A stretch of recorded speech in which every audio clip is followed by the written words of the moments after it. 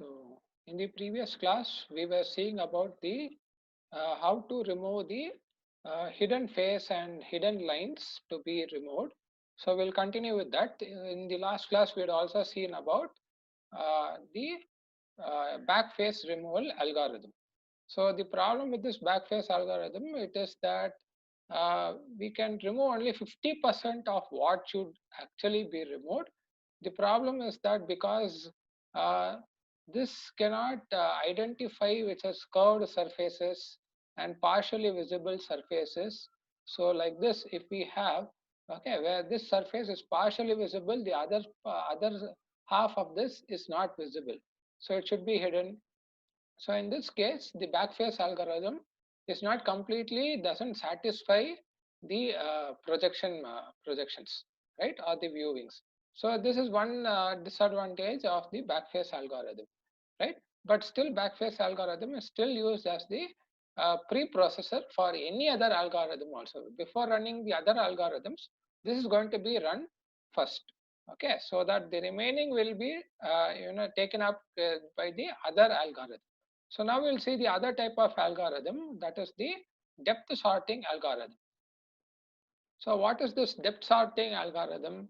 It's nothing but uh, we based on the depth of the object. Okay, this algorithm is going to determine whether that particular surface or portion of the surface is going to be visible or not.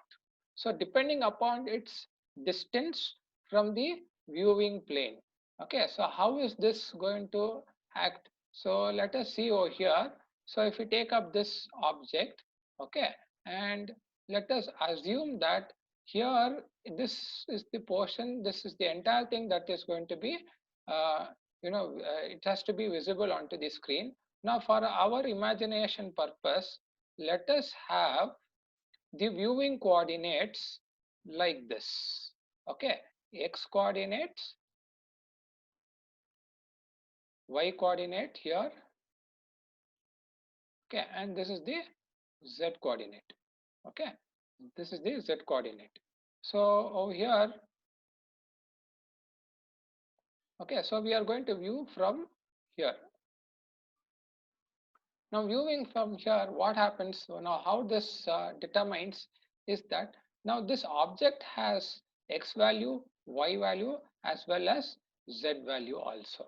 Now for each one of this, for each one of these points in this object, it has got coordinates in x, y, and z. So depending upon the z value, now depending upon the z value, now this z value is very close.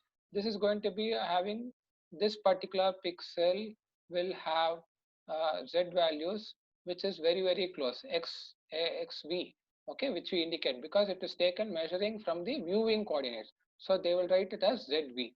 Okay, so this will have a zv value of very smaller value, maybe minus 2 or minus 3. But what about this particular thing? But this particular value, this will have a minus z value, zv value of minus 6 or minus 7. Okay, plus now this is far away from this, this view is, this point is far away from this, so it will automatically detect that this is going to be far away. So, okay, first thing. The second thing, so is this point going to be overlapped by this point or any of this coordinate value that is present over here? Now it is not going to overlap, so thereby we can see this surface. This also we can see, this one also we can see. But if we are going to continue on this particular surface, okay, this particular part, now has to be extended till here, right? Now this has to be extended till here. Okay, so anything, let us have one more point over here which is present on this particular surface. So for this point, again it has as xv, yv, and zv value. Zv value is very small, negative. Okay, and above that it is also going to compare is what is the object that is present over here. Is there any other surface lying above this? Okay, is there any other surface lying above this? So in that case, it is going to compare both of them. So whichever has got the least value, that is going to be visible. So in this case, what will happen? This will have the least value, but this surface will have the higher value, negative values. So thereby it will give preference to this, so making that it is that this portion is visible, but not this portion, right? So this is how the display system, the algorithm in the display system in depth sorting works. Basically, it works upon this.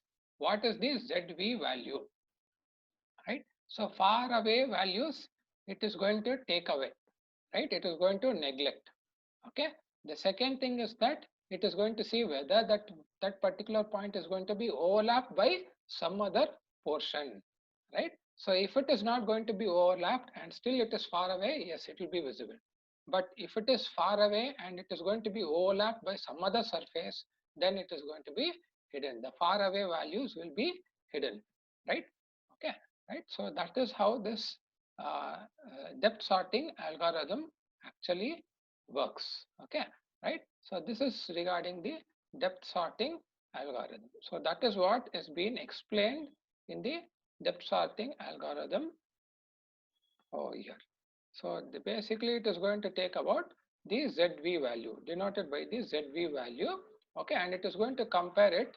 Okay, which has got the smaller value, which has got the highest value for every point. Okay, so what they will do in this case, since there is one more thing, how they apart from this, what they do is they will divide this surface into many split surface. So this is actually one surface. This is actually one surface.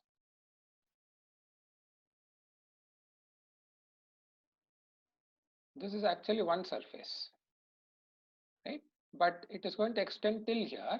But since it is going to be overlapped, it is going to be broken into smaller triangles generally or smaller portions so that it can identify each one of this portion whether it's visible or not. So if you take up only this surface, this particular triangle is going to be visible.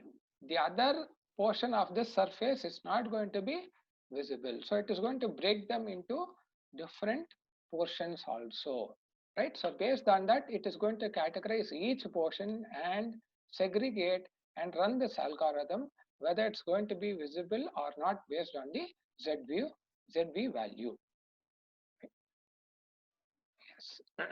Excuse me. Yeah. So next comes the hidden line algorithm. So what is this hidden line algorithm? Now, as of now, we have seen only with respect to the surfaces, whether the surface is going to be visible or not. Okay, right? Now, what about whether the line has to be visible or not? Okay, that is the next thing. So there are different cases where we will come across. So the cases are like this. So there is a line, let us assume that there is a line and there is one surface. Okay, now if we have this line, now this is a continuous line and there is a plane surface. Now there are so many conditions whether this surface is going to be in front and the line is going to be at the back side. Now how should it be represented? Okay, now how should it be represented? So as per our drawing convention, what is there? The nearer object should be visible, the object which is behind should be hidden. The same concept is also being followed in the algorithm also for the display, right? Now in this case, the line is behind, the surface is in the front. So depending upon whether the surface is going to be front, okay, and one is the ZV values, the next one is about the line. So there will be two things coming up in this case. So what they will do over here is there is something, they will have one table that will be created that is called as the face table. Okay, there will be something called as the face table that will be created, and yeah, right, a face table will be created. So it is going to take all the values of the of the surfaces and it is going to create a table whether what are the values for that and whether it's going to be in front or in the back side of that. So after that, what is going to happen? Now it is also going to see with respect to the line also what are the values of the line for every point on this line, what is going to happen, right? Whether it's going to be in front or sorry, excuse me. whether it's going to be in front or in the back side, right? So now what will happen, it is going to compare the ZV values with in this particular portion. That is with respect to, it is going to compare with the surface, okay, and with respect to the points on this line. Now here what happens, once when this comparison is going to happen, it is going to clearly identify based on the ZV values that the values, the ZV values of this surface is going to be in front and the line is going to be behind. So what it is going to do is it is going to give a clear view for the surface, but a broken line for the, but a broken line or a split up line for the, or a split up portion of the line. So that is why we cannot see a line that is to be drawn over here. The surface is only visible, right? Now the next case is that what will happen? What about if the surface is going to be in front and the, sorry, surface is going to be at the back side and the line is going to be in front? So in that case, the line has a lower ZV value, but the surface has got the higher ZV value. So only in that particular portion, since it is only a line, we can see that the line has got a, it has been a continuous line that has been visible. There is no breakage of the line at all. Okay. Then the third case is that if the line is perpendicular or at some angle to the surface, then how should it be represented? Right. Now let us imagine that there is a line that actually is passing through the surface like this. Okay, right? So what will happen now for all these points, for this particular portion of the line, each one of this point has again a ZV value, right? Now, as mentioned, it is going to have a phase table. It is going to compare the values of this phase table, that is nothing but the coordinates of this surface, of this face. Okay, they call it as a phase table for this surface and compare it with the line. So when they compare with the line, all these points on the line, okay, of this portion of the line is going to be in front. That is because it has got a lower ZV value. But over here, what is going to happen is that the line is going to be behind the surface. The line is going to be behind the surface in this particular portion where we cannot see the line. Okay, till here, the line is in front of the surface. But after this, the portion of the line is going to be behind the surface. So the portion of the surface is going to overlap with the line. And after that, once it exits the surface, again the line is visible. So thereby what is going to happen, only in this portion the line will not be visible. So this is how this algorithm, the depth sorting algorithm works, right? So given with all these conditions are pre-programmed in the graphics library, okay, for the display, right? So depth sorting system is also used, okay, right? And the next thing is that they have taken up the case uh, of having an object, one of the views, and what about the edges? Okay, so what is going to happen in these both cases is that based on this algorithm only, we are able to get whether the line has to be visible or not.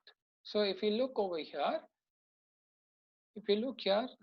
this line is being predicted by the hidden line algorithm and the depth sorting algorithm, so that this surface is going to end till here and this surface is going to end till here, so it is to be joined by a line. So a visible line occurs. But when compared to this particular surface and this particular surface, okay, there is this line, this edge for this object which is visible, but after this edge is going to be below this surface, below this top surface, right? Now using whether the line or the edge is in front of the object or below the object, okay, based on this only, this portion of the line is no more visible in this particular case. Okay, based on this depth sorting algorithm only, this is how we obtain the display of the images. So this is how the whether the line is going to be visible or hidden is going to be seen, right? Okay, so because here also we can see there are two cases. One is the surface is partially visible, partially hidden. The next thing is again with same with respect to the edges. The edge is going to be partially visible, partially hidden, right? So if you look at this edge, it is partially visible till here, but after that it is going to be hidden line, right? Which has to be removed, which should not be seen. So how does this categorize is based upon this sorting method of depth sorting only, right? So it compares with the surfaces and the lines that is present at every point, right? So based on this only, the objects or the images are being visualized. Okay, right? So next we shall go to the Z buffer system. So okay, it is actually a continuation of the depth sorting method. In depth sorting method, different algorithms are there. So when compared to that, usually there is one thing that is also called as the Z buffer method. So this requires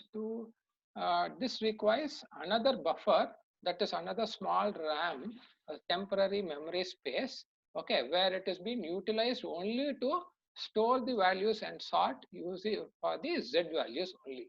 So what is this? So as previously explained, if this is our uh,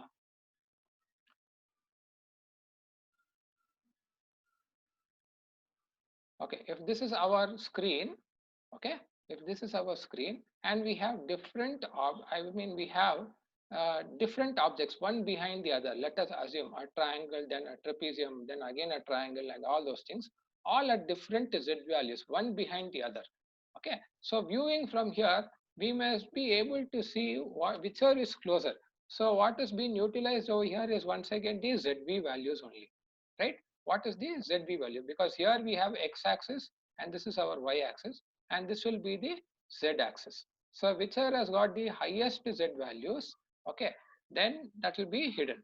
Now apart from this, there is one more thing also that is going to be taking place.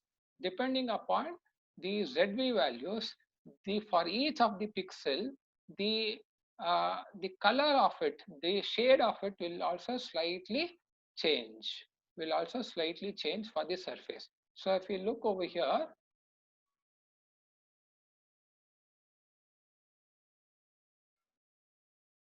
so if you look here, this particular portion has got a different gray shade. This has got a different gray shade. But at the same time, as it is moving along the z-axis, we can see even it is becoming much more brighter. Okay, no more to the same gray shade at all. So that is also going to be considered over here, which will be placed depending, this shade will be determined depending upon the zv value. So because of this only, they need a storage space, that is the z buffer method. So depending upon that, the shade of the object for every pixel, it will vary, right? So apart from this, what is there is that if we have worked out on AutoCAD or even on Photoshop, there is something called as layering system.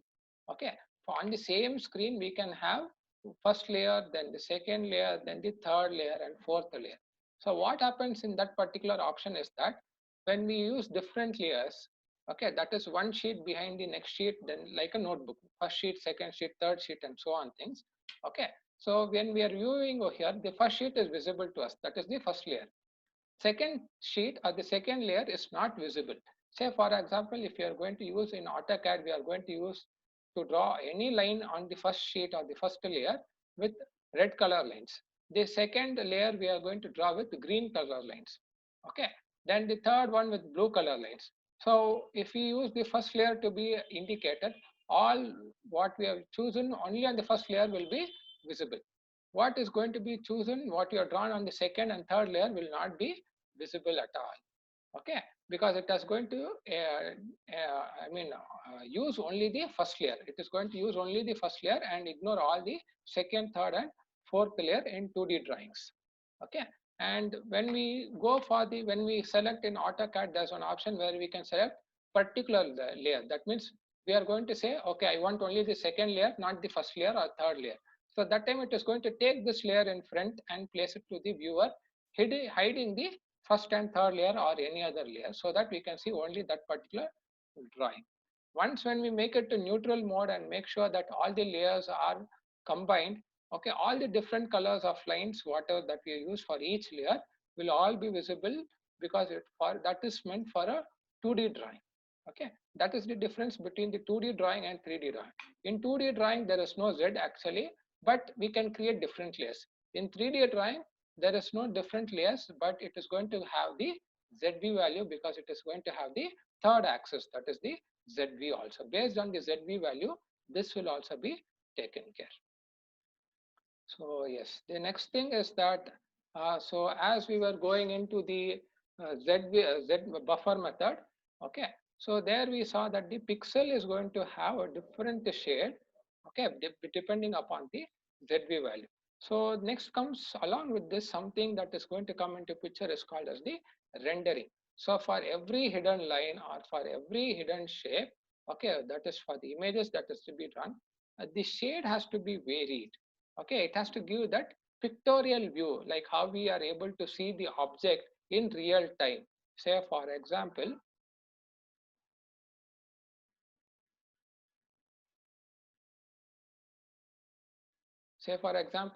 so if we'll take up this object, we can, even when we place it naturally also, we can see a dark layer over here, okay, and this portion of this layer to be of this side of the object to be of a lighter shade. Here it will be of much more lighter shade, right? Like this we can have different brightness and darkness that is continuously varying when a light is being falling on an object. Okay, so the to display it virtually also, the same concept has to be used, okay, which is called as rendering. So what they do is that they will have an imaginary light source. So if a light is being made to fall, okay, in this particular direction, when a light is going to be made fall, okay, on this object, how does the object appear, right? So we will be able to have a light region over here, there will be a dark region over here, there will be a very bright region in this case, because the light is falling directly on that, perpendicular to that surface. So this light shadows is going to come into picture. So based on this only, for every pixel, when we have it on the display system, so for every pixel, the shadow or the brightness of that color is going to be varied. Okay, so that is going to be used by the technique called as rendering technique. So where they are going to make use of the light that is going to fall onto the object, and thereby the color of each of the pixel, that is the brightness or the intensity of that pixel, is going to be varied. Yeah, right. So that is about rendering. In that rendering, we have first thing is called the shading option, right? Shading. So in the shading, what is there? So if we have a light source, so as I've explained, if we have a light source, okay, and there's an object. So one is that we can have direct light falling onto that. Okay. The second thing is that reflection of the light falling on some other object, and that is going to be reflected onto the object or the image that we have in the space, right? So there are two things. So if we have an object, one is even in a room, if we have an object and we have a light source, okay. So one is the light directly falling onto the object.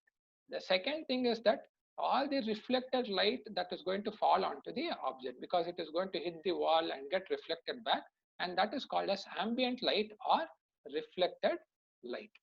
Okay, right? So there are two things that will come up into picture over here for the shading over here. So both will be considered over here, because it has to appear like real time when on the display. Right.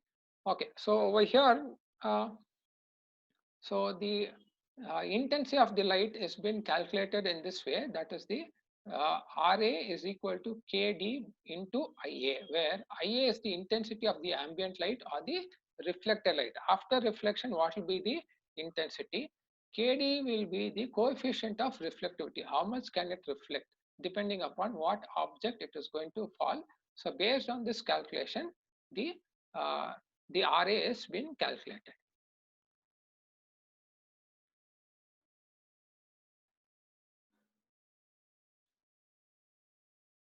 Okay, so the next thing that will be coming up into picture is that in this shading, the next thing will be diffusion reflection, okay, and specular reflection. There are two things in this. What is this diffusion reflection and what is this specular reflection? So diffusion reflection is what?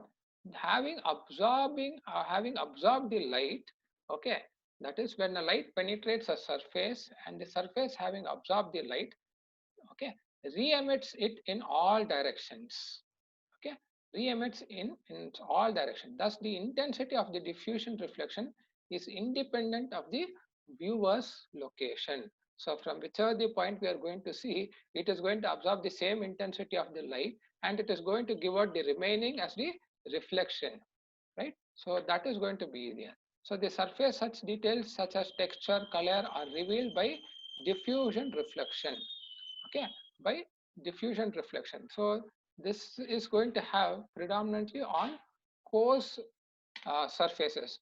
So if you do in solid modeling, especially on CAD softwares, okay, once a solid object is being created, we can change the texture of it.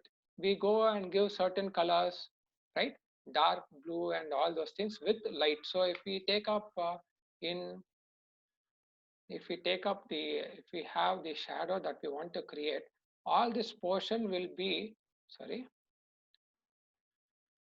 all this portion will be uh, with blue color, but only in this particular portion it will be bright light and it will be a fading region over here, right? Such type of shading options and all we'll select for coloring after creating the object. So that is nothing but based on this rendering and shading options only. So which has been programmed. So as soon as we select those options, it is going to apply onto the object. And then in this diffusion reflection, what is this is that, so when we want to give the surface finish, okay, when you want to give the surface finish on any object, okay, if we are going to give a dull finish and we want to have a bright, shiny finish, how does it happen? So for whenever we choose a dull finish or the surface is rough, we can immediately see that there is a dark region that has been as applying, but not so much of reflection or bright light, white light that has been emitted out of the object. Okay, so that is being taken care by this diffusion reflection only. So that is why what they say whenever we have just a second.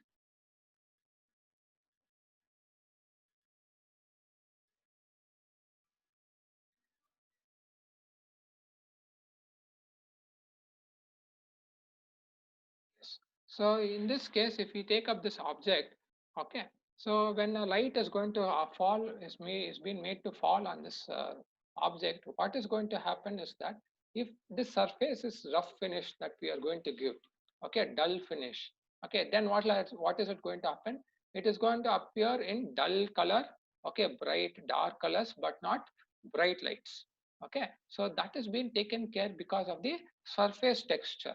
So based on the surface texture, this shadowing or rendering is going to work there because it is going to immediately the program is written in the graphics library. So if the surface finish is uneven, then it has to absorb most of the light and reflection is going to be less. So thereby what will happen is such bright white patches will not appear so much. That will be lessened up.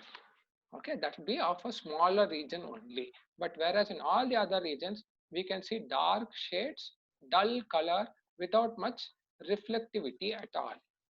Okay, right? But when it comes to specular lighting, okay, what will happen is that means we are going to have a glossy finish, very smooth finish. So it is going to act like a mirror. The moment the light is going to fall onto the object, it is going to reflect most of the light as a bright light in all directions.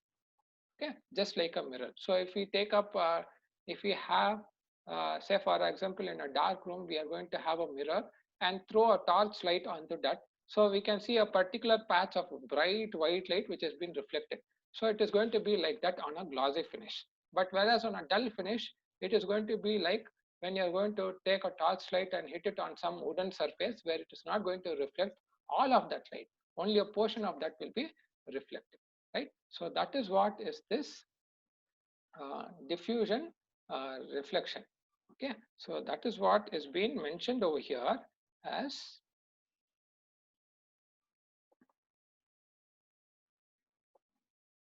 where the surface having absorbing the light re-emits it in all directions. It will try to, it will give out the light in all directions. Okay, and to because but what will happen, though it is going to give out the light in all directions, it is not going to be of much reflection because it has absorbed the light. Okay, right, and thus the intensity of the diffusion reflection is independent of the viewer's location. So wherever from the viewer is going to see the object, it is going to be the same reflection that is going to be falling. For surfaces of coarse quality, diffusion reflection is a dominant over specular reflection. So this case will be running over the depending upon the surface finish. Okay, nothing but for every pixel, the moment we change it into a coarse surface, okay, the pixels, each of these pixels will values will change. It will become uneven. So the moment it becomes uneven and the light that is going to fall onto that, it is going to change its value. That means it's going to absorb most of the values because of its uneven surface, right? So that is how this diffusion reflection works, right? Okay, and yes, in specular reflection, this type of reflection is dominant on shiny surface, a very smooth, glossy face, such as mirrors. Okay, shiny surface reflects almost all incident light and therefore have a bright specular highlights. Okay, so it is going to cause a bright light, white spots onto the surface. This intensity will be perceived differently by the viewer depending upon the person's location.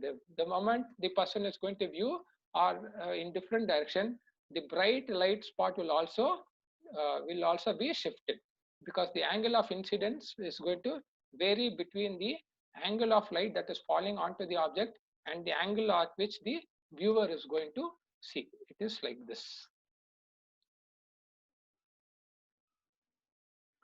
So incoming light, normal vector, okay, and person, the viewer will be seeing in some other from some other direction. So this angle will vary and the white spot will also shift away, right? So that is, so whenever we say that the surface is going to smooth, okay, especially in CAD, we can see this in 3D modeling. Whenever we give all these colors, we can see this different shades that is appearing. So whether it's a rough surface or whether it's going to be glossy finish, right? So based on this, we can see that shades that has been changing for the same color itself. Okay, it will appear dull, it will appear bright, white spots and all those things.